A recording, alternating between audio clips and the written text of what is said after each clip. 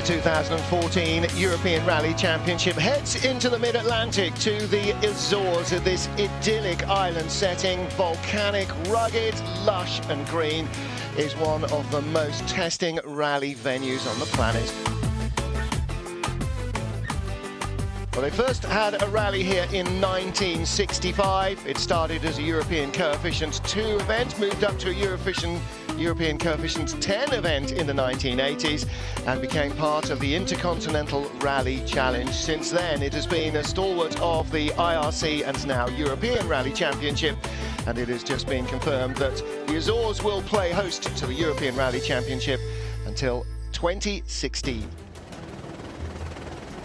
Well, on this volcanic outcrop, very much like being in the British Isles, you get whatever the weather throws at you from the Atlantic, and it's been a little misty in the last day or two. No amount of rain on the stages. Drivers' Championship being led by Eskapa Galapi. The Finn is not here, though. He's already had 2 wins this season, most recently on the Circuit of Ireland. We get into our first live televised stage today, stage 13, Tronqueira, and this is going to be really hard work for the co-driver. Yesterday, Craig Breen, the rally leader, got to the end of the final stage, but no further. A fire under the bonnet seemed at first to be fairly minor, but ended up putting him out for good. Teammate Kevin Abbring had a power steering problem, and he dropped down the order as well, but is still rallying today. Bernardo Souza, Benny, celebrating his 27th birthday. The local expert took the lead of the event on stage 11, and the overnight leader has a great opportunity to claim a major scalp here by becoming our 4th different winner of the season. Well, with Craig Breen confirmed as a definite retirement, a couple of other drivers rejoining the rally and therefore a long way behind.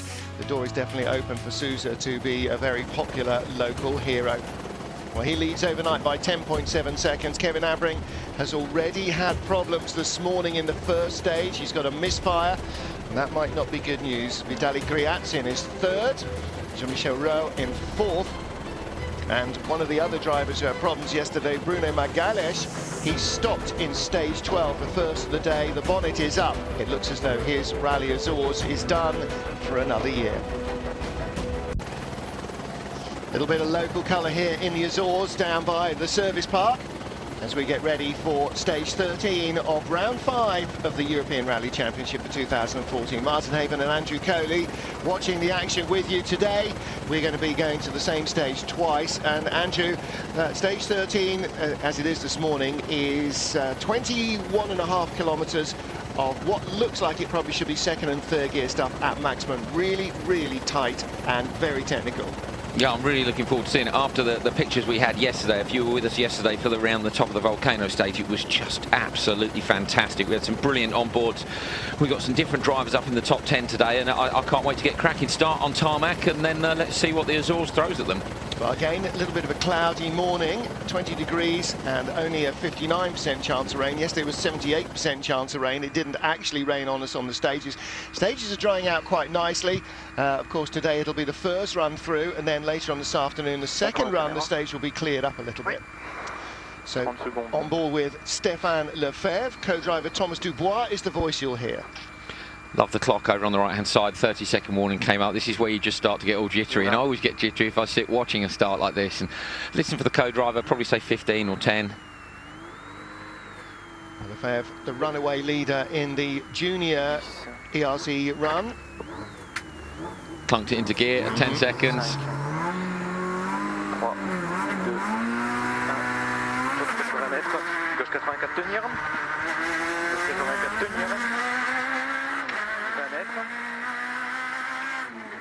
Droite sur discours 8, 20 mètres, droite sur discours 8, et 50 mètres, gauche 92 tenir, et 50 mètres, gauche 92 tenir, sur un droite 91 ferme court terre tenir, droite 91 ferme court terre tenir, celui-là, sur un gauche 91, pour un droit de 100 tours, pour un droit de 100 tours, As you can see, the stage climbs over 600 metres above sea level, 600 metre climb up to 700 metres above sea level, and a couple of drivers this morning saying the car seems to be a little bit down on power, wondering whether that was the altitude at this eastern end of the island.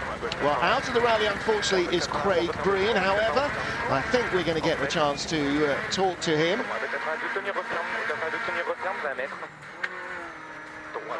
Let's hear from Craig Breen. Craig, we're at the end of stage 13, the live TV stage on Eurosport. You're stood here, you prefer to be in the stage. What exactly happened yesterday? Yeah, unfortunately we had a mechanical failure at the end of one of the stages yesterday. It caused a small fire and it burned some of the wire and loom. We're not exactly sure excuse me, what the cause of the fire was, and you know, we just didn't have the time last night to do a full investigation of what caused it. It was better to retire the car and bring it back to Paris and you know, have a thorough investigation of what exactly happened. But it was disappointing, but unfortunately, you know, it's just one of those things. It's a new car, and you know, new cars can have teething problems, so we'll just have to move on to the next one. That's it, we move on to this next stage. Junior teammate Stefan Lefebvre in the stage in the 208 R2. What can you tell us about him? Yeah, Stefan's an exceptional talent. He was also my teammate last year. He was unfortunate not to win the Valon 208 Cup last year. He had a mechanical failure in the last rally, but he's won the junior prize again, so he's here to drive a couple of events with the 208 R2. An exceptional talent. He obviously won the first round of the JWRC in Portugal a couple of weeks ago in the DS3. Was in France in Limoges last weekend, watching him drive in the 208 Cup, and he was very fast there. And again, here in the Azores, he's doing a fantastic job. It was 8th overall. I think he's maybe even a bit further this morning, so he's doing a really, really good job. And yeah, it's really good for the 208 R2 to be leading this class as well.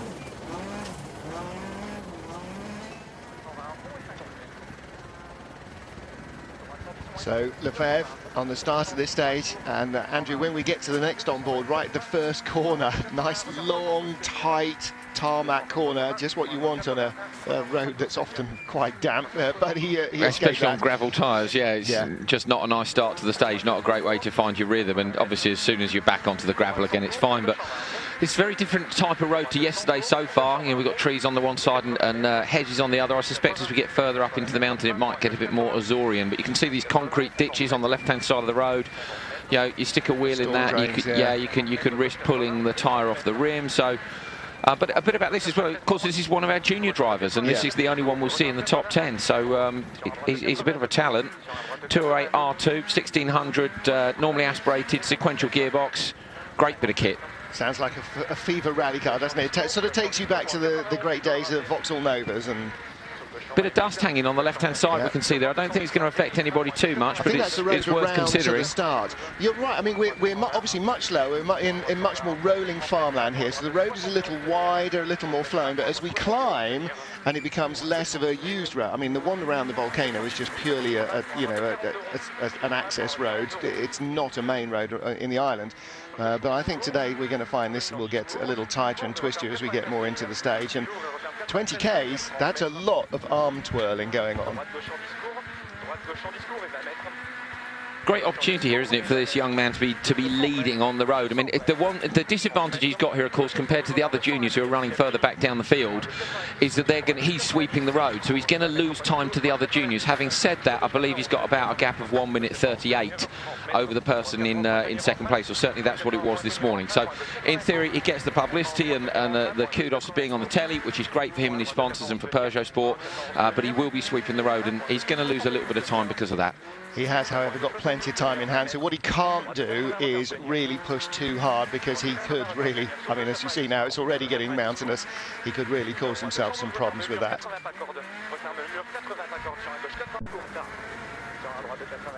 There is Stefan Lefebvre, first man on the road here in the Rally of the Azores. And this is the first of our 2 visits to this televised stage during the course of the day. It'll be the last stage this afternoon.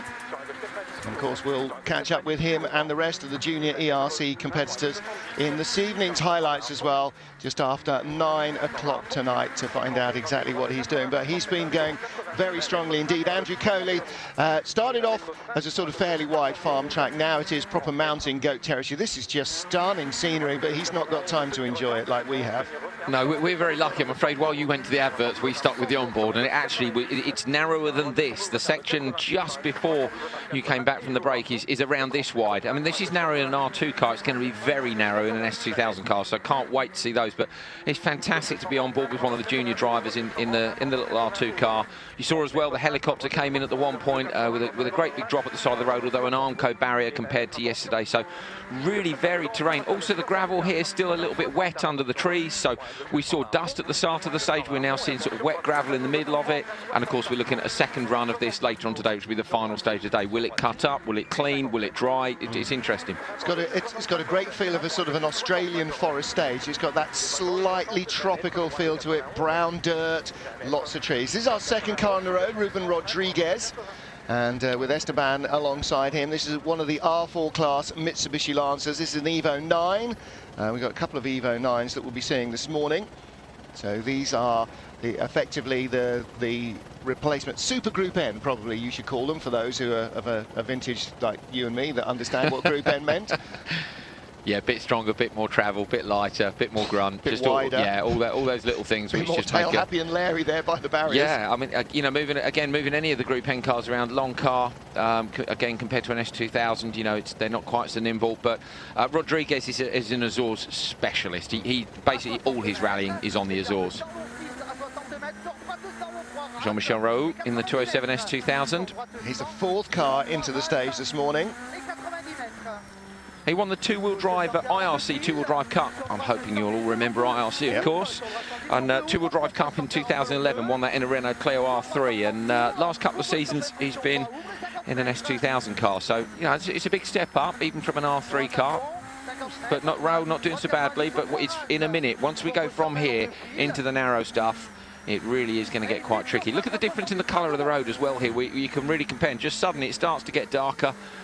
And then, as Martin said, it's a real browny red once you get up into the forest where it's still a bit wet. Yeah, and that is the influence of being in that tropical forest. It is subtropical forest. It is very lonely, very peaty. Here's much more farmland, and it's been cultivated over the years. And you can see the big ditches. I mean, there are some very big storm drains. And you said, you know, Andrew, if you put a wheel in, you might pull a wheel off. There's not the slightest chance you're not going to rip a wheel off if you drop it into one of those storm drains. In the inset on the right, that's Luis Miguel Rego, co-driver Antonio Costa. They are the third car on the road, again an Evo 9 Mitsu, and I'm hoping he hasn't picked that Azorean flag up from a spectator that he's run over. Seems unlikely. That's actually been probably tied onto it. That's the blue and white, sort of San Marinesque, if that's the correct word, San Marino style blue and white flag. That is the flag of the Azores. Flying his own flag off the rear wing, that's a pretty good effort, isn't it? Why not? It's not like it's going to affect the performance of the car in any way, and He'll he be knows popular, that he's on, you know, and he may well be on, first of all, knowing he's on TV, but secondly, first time he's actually been on live TV across the planet. This is Rowe getting into the really narrow stuff now. This is a fantastic onboard. Let's just have a little look at this.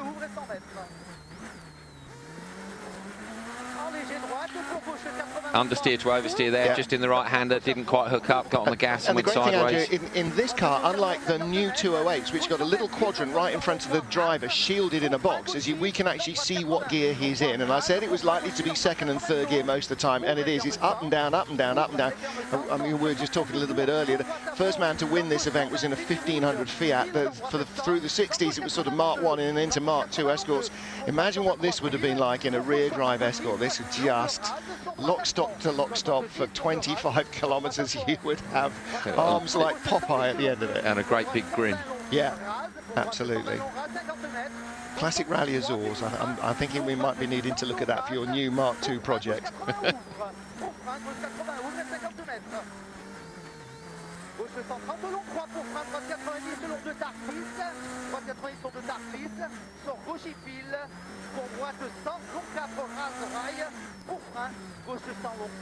The road is cutting up. Yep. It's not bad, and we're not talking about, you know, we're not talking about 120 cars, so we're not going to come through this afternoon and find it in dreadful condition. Those are some local experts, aren't they? Yep. Look where they stood, right on the edge of a cliff. They knew exactly where they wanted to watch the rally from. And how to get there. Yes, you know, yeah, and they'll have needed to be there a long time. Be dropped in by heli. Yeah, they were up since dawn.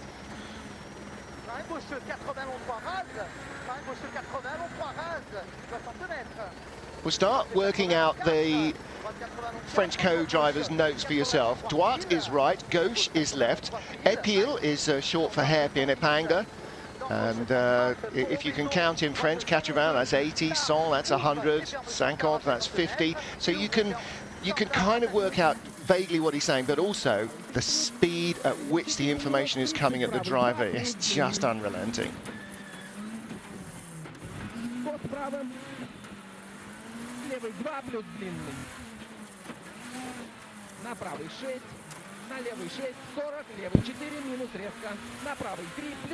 I was going to say that Vitaly Gryatsin's co-driver's notes in Latvian seem to be a little sparse. Mind you, he has speeded up a little bit. Maybe he was just drawing breath.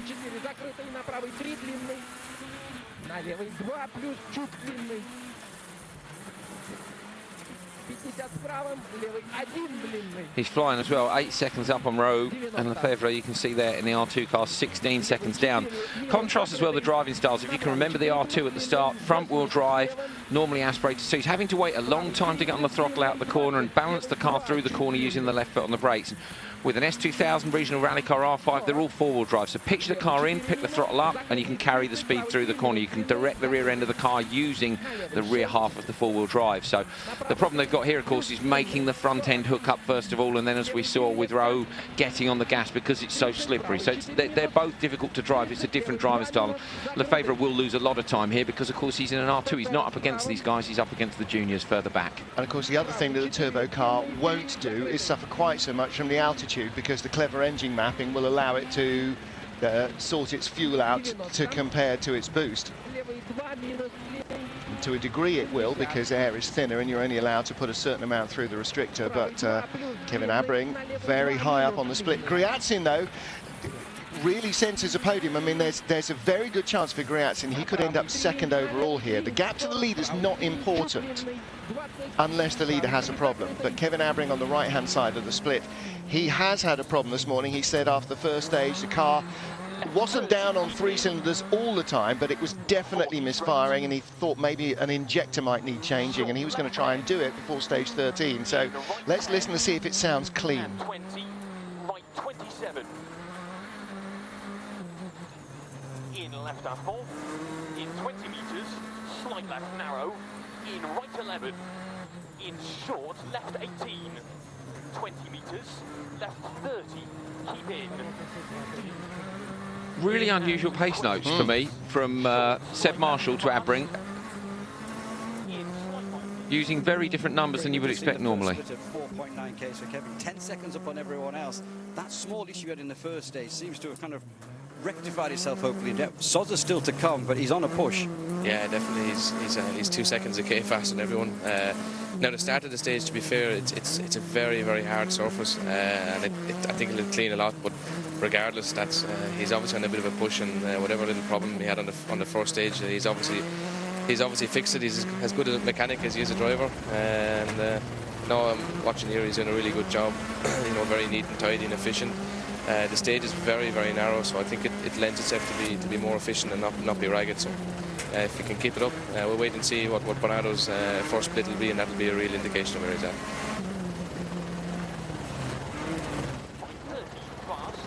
Craig Breen, like us, enjoying these wonderful pictures. The helicopter pilot just hovering over the precipitous drop from the sea. So he's not got much to worry about. If he doesn't bump into the mountain, everything's good for him. And Abbring really pushing on. So, and it all sounds quite clean.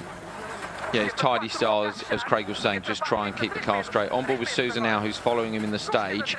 Looking at the times overall, at the minute, the gap is 10.7. Sousa leading by 10.7 after the previous stage, special stage 12. But bear in mind, 10 seconds of that 10.7 is a penalty for Abbring being late, so possibly doing that work that you were mentioning on the car. So the difference between them all, Sousa running wide in the hairpin, just misjudged the grip on turning, was only 7/10 prior to this. And we do know Abbring was faster yesterday because him and Breen went off into the distance. So this stage really could set the tone for the rest of the day, and whether or not Sousa decides to settle or to push. And he knows there's always a chance of Abbring having a problem, so I would suggest keep pushing. Well, he's absolutely going to keep pushing, because apart from anything else, he wants to be, if he can't be first, he wants to be second, but he wants to make a race of it. The other thing is, he did say yesterday evening, he said, you know, lots of other people have had problems and I haven't, and I understand that that's not necessarily the way it's going to continue. So, to a degree, all he can really do is push, but he doesn't want to overstep the mark. He's driving confidently here, Sousa. He's moving the car around on the brakes at pretty high speed when you consider how narrow it is. About to pop out into the sunlight. Look for the helicopter on the onboard. I spotted it a moment ago. No, we've gone to the helicopter, but you spotted a moment ago, if you were on board with Abbring, the helicopter just where it is right now from the onboard in the car. Fantastic pictures from the Eurosport helicopter, as always.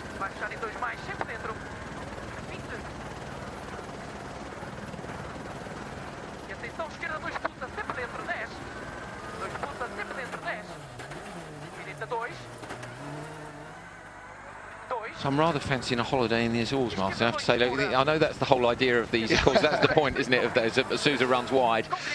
You know, these countries sponsor these events, pay for these events to come, of course, because the pictures like this give you such an idea, and it is just an absolutely stunning location. We had a few tweets yesterday from professional co-drivers. Michael Orr tweeted in saying he'd love to have a crack at the stage yesterday. It's just such a unique island. It's a wonderful place, isn't it? Who wouldn't? And Madeira does the same for you, doesn't it? And again, you know, another great holiday location, another volcanic outcrop out in the Atlantic, and you look at the pictures from Madeira and you just go, oh yeah. I mean, my mum and dad have been going there for years. And I've been a number of times. It's lovely, fantastic. I've not been for the rally yet, I must admit. I'd like to go and see that. But again, the drops that these islands give as well, the terrain, isn't it? The terrain that they create is just incredible. Well, we saw Stefan Lefebvre early on. He is our junior leader, 19 seconds up. Chris Ingram in third place, just 20.4 off the lead, so a really tight battle going on for second in the junior class, which is going to be very entertaining indeed. Gino Bucks is in second place.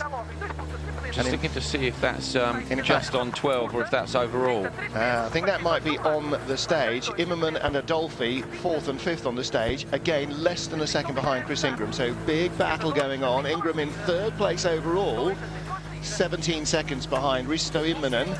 So in with a good battle there. Here is our junior ERC leader. Proud moment for you. Yes, it's very tricky for start the stage. With the traction, the car is very slippery. But I think it's not so bad. I think I make a good time. It's good for us. I think I don't know the time for Immonen before the stage, but it's okay. You have a big lead, so that's the main thing. Yes, it's incredible. I'm glad to see that A, he enjoyed it as much as we've enjoyed watching it, and B, that it is as hard work as I anticipated it being. You sometimes look at a stage and go, oh, that's going to be a nightmare, and it turns out to be different from the way it looked on the map. Yeah, this would give Grisdale a run for its money as being hard work, for different reasons, but still for hard work. A little bit of picture break up through the trees. The helicopter obviously can't get right into the forest. And it is the helicopter that is being used as the repeater from the transmitter on the car. And it'll clear up in a second, so.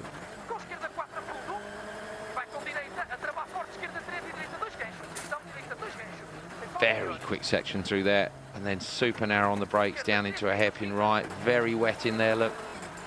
Really varied conditions and terrain on this stage. I like it. It's going to be fantastic later on. Rodriguez approaching the finish. It's a tarmac finish, just like it's a tarmac start. Little water splash at the end there as well.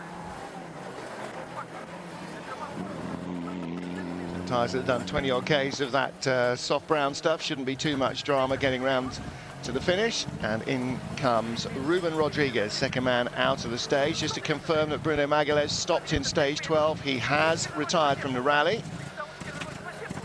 So some local talent has gone. How's Julian Porter's Portuguese, I wonder?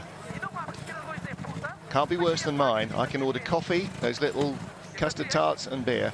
I'm not sure that works as at the end of a rally stage interview. How was that? Nós, especial que não come bem, nós estamos com problema no carro, não estamos, o turbo não está a fazer pressão. Determinada altura o carro não deixa de fazer pressão, não temos turbo. Vamos ver se o carro não está a andar, vamos ver se chegamos até o fim com o carro assim. Well, he wasn't ordering coffee, those little custard tarts or beer, so I'm afraid I'm no closer to knowing what was going on. Looked like a fairly trouble-free run, didn't hit anything. And that's actually noticeable today, is that this is almost as quick a stage as yesterday and a lot twistier and with a lot more potential for damage. And I probably shouldn't say this, should I? I'll withdraw from that sentence. Martin, exactly, yeah. People are listening. Jean-Michel Rowe coming towards the end of the stage.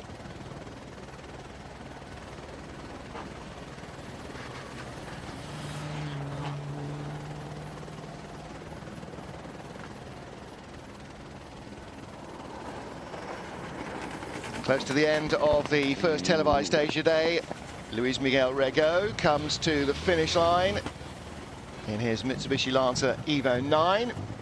We don't have times yet up. Okay, 18:58.5, quicker than Stéphane Lefebvre. Bit more power in the Mitsubishi Evo, however. Expect there we will see quicker cars. And Rowe, how close is he going to be? Looks like he might actually be the fastest car through at the moment.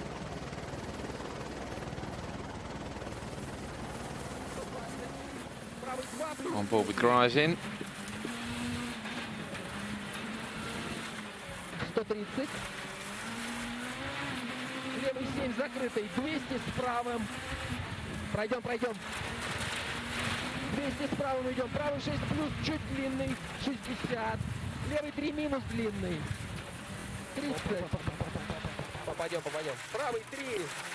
Oh, Gryzin ran wide there, and you can see as soon as he got off the clean line, very much loose gravel towards the end of this stage here. He just got outside. Not many cars have been through. There's not a huge clean line, but you can see it clearly here where they have been.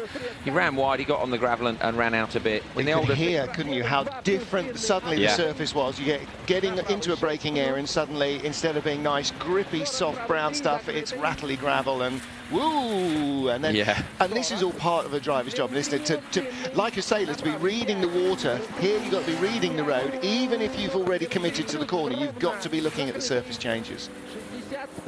Lots of fans here, getting back down towards the village or town at the end of the stage. I love the Portuguese fans, always very enthusiastic for their motorsport. Yeah.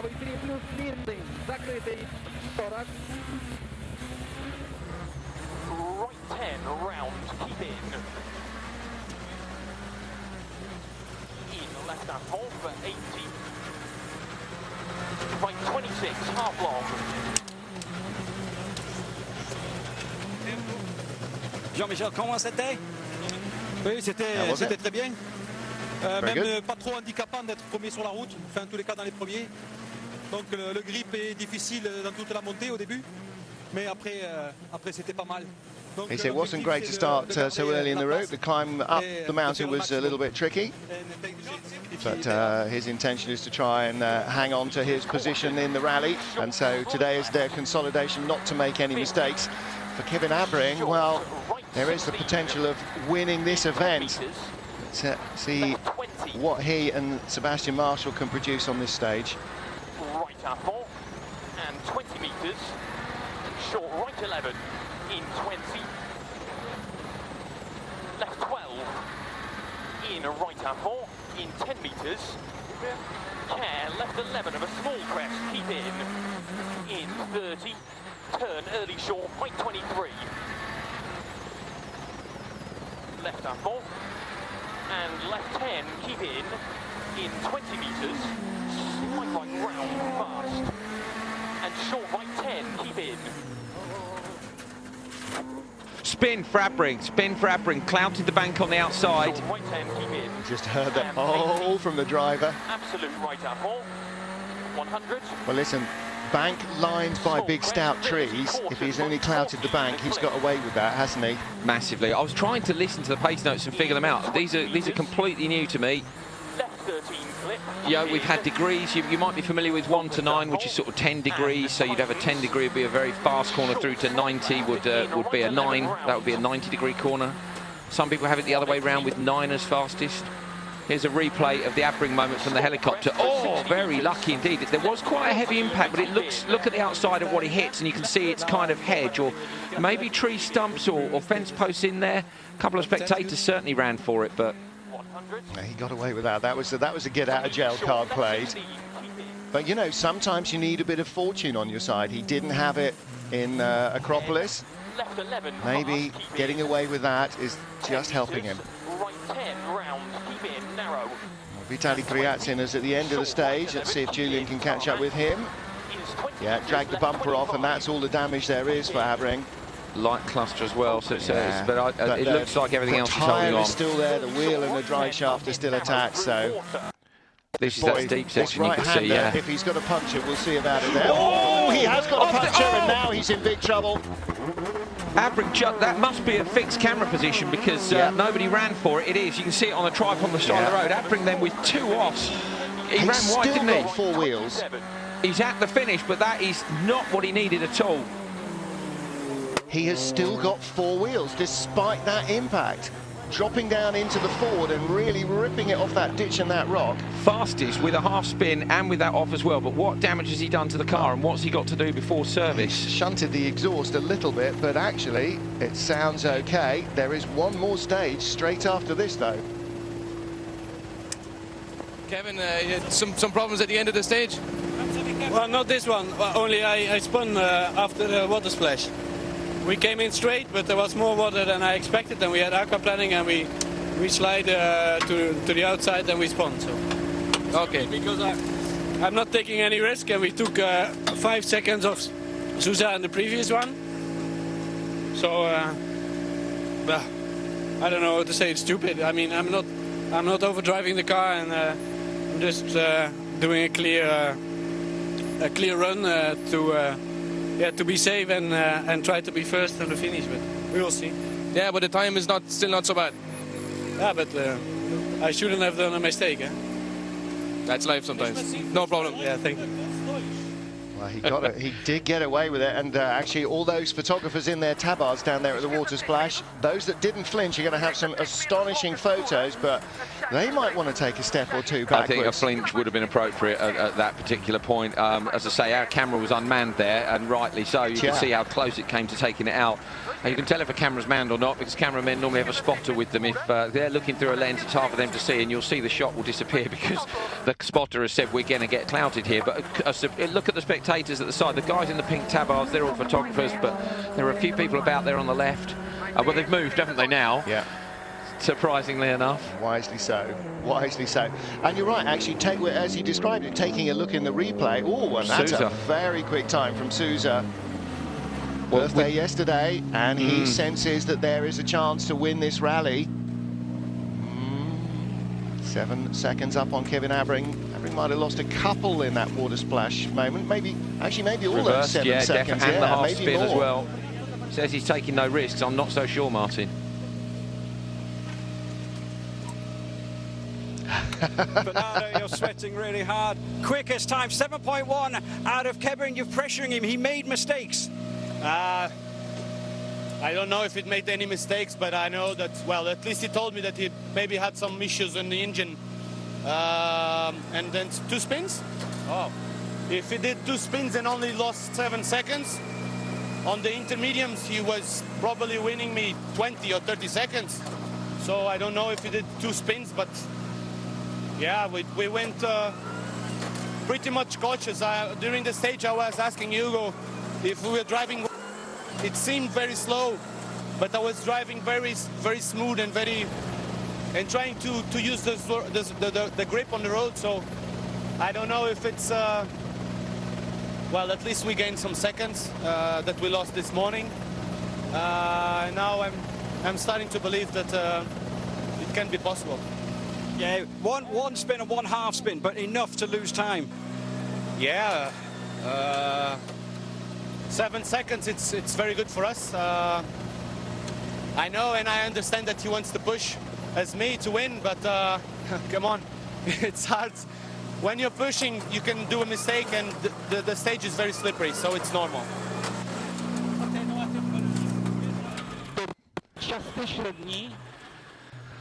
Wow.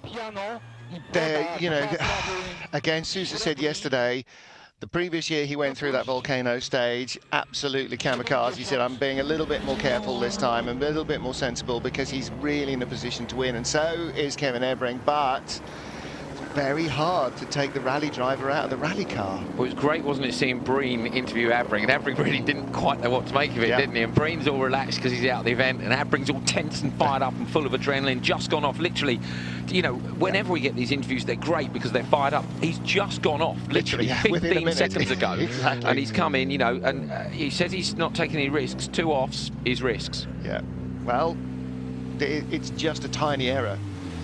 Kaito Kaitanovic retired yesterday from the rally, so he is back in it, and the top drivers are being put back into the top 10 so that they don't catch cars on stages and so that we get a chance to enjoy them on the TV. Let's see what Kaito has to say for himself. You're having a good look at the times. You're happy with that run?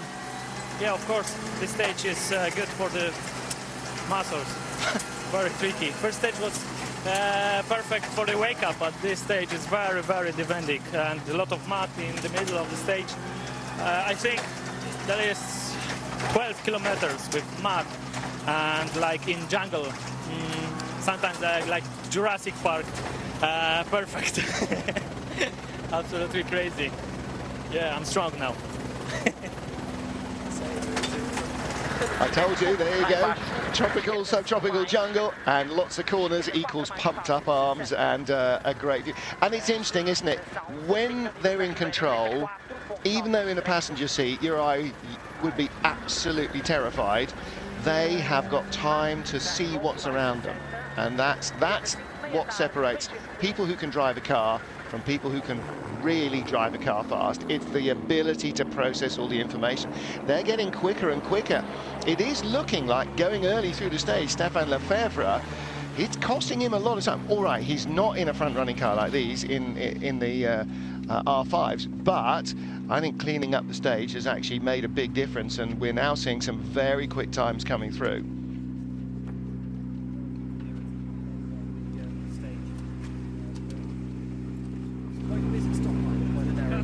Julian Porter right there to have a quick word.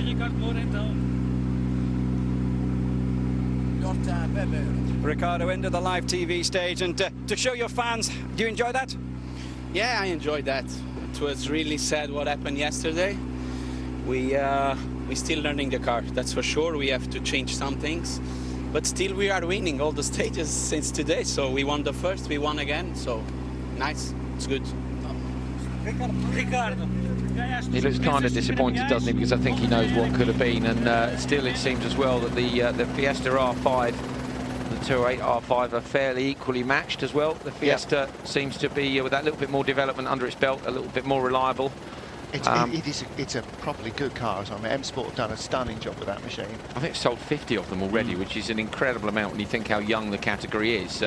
We know, of course, I said yesterday, Peugeot Sport sold 100 207 S2000s. That was last year, probably more than that in the end, before they finished the production run. Well, but part of the advantage is coming early to market, isn't it? You know, being the first with the R5, really committing to it, and also its predecessor, the RRC Fiesta, was a good piece of kit as well. So it's got that head of steam. You know, Peugeot coming in. Obviously, a lot of people are going to be looking at it. You assume that it's not going to be a million miles away in terms of price, but then that might be, you know, all these guys are trying to find a budget from somewhere. That might be a factor as well. But coming first to market with a product that works is a very, very big advantage. And the key is, of course, that it works, and that's the risk, of course, in coming first to market. Is your R&D done? Is your testing done? Have you found all the weak points on the car? M Sport have got the car out there. It works fantastically well. Peugeot Sport are now desperate to get the car out there and sell a few. And is it ready? Maybe. Well, it just needs a little bit more work.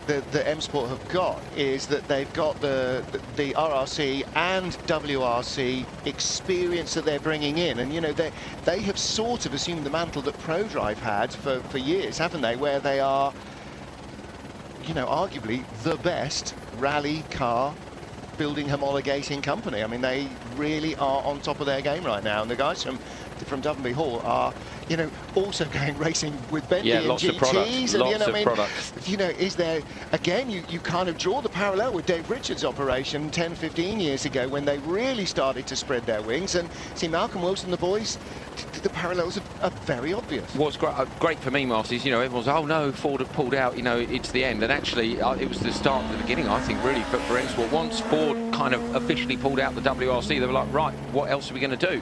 And they've started doing lots and lots of different things. There's a whole ladder of Fords. You can go from, you know, from an R2 car, well, an R1 car, right the way up through to a World Rally car. You know, there's product at every single level, so they've done a cracking job. Got to say that M Sport are doing what Ford Motorsport started doing in the 60s, you know, and sort of stopped at the end of the 60s and really haven't done since, and that's fantastic, because there's a lot of people who are very happy to have the blue oval.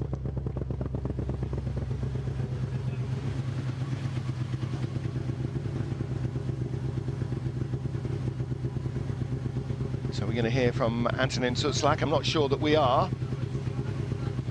He's having a chat with Rally Radio on the other side of the car.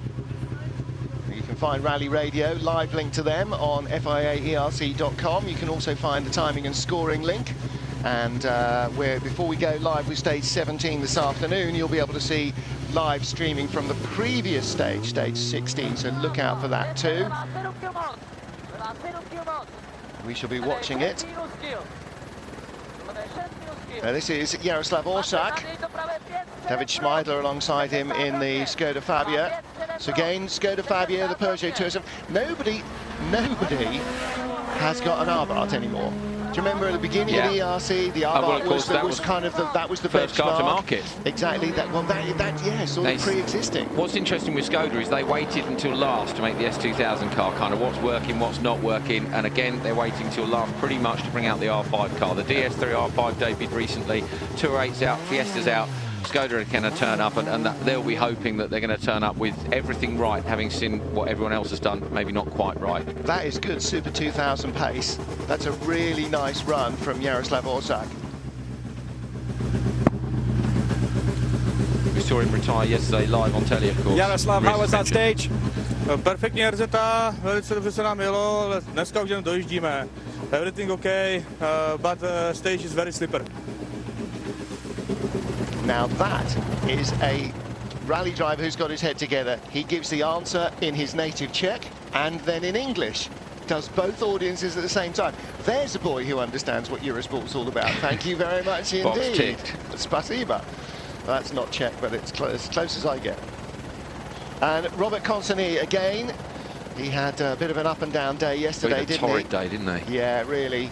A couple of punctures and a couple of drive shafts, and all spread out through the day, which just means, you know, no time to recover. He just kept going knocked back down, but he kept getting back up again. Yeah. Although having said that, it looks, last stage of the day yesterday, he was in fact 36th fastest. And you might remember, if you saw yesterday's stage, we were speculating as to whether or not he had two spares on board, and I would suggest that maybe he didn't. We'd said he did, he didn't, he did, and he was only 36th fastest. So this morning on special stage 12, he was 7th, and that puts him 10th. So even with all the issues, we've had enough retirements that he's managing to stay up there. Consony, of course, came from a background in two-wheel drive. He was using the Megane, very close to the drainage ditch at the side of the road. I think he used a Megane and a Clio in the 1 year, because the Megane, of course, was good for tart and the Clio for gravel. He went to S2000, I think, last year, and he didn't have a very good year last year, so it's not been particularly kind to him. But at the finish line now.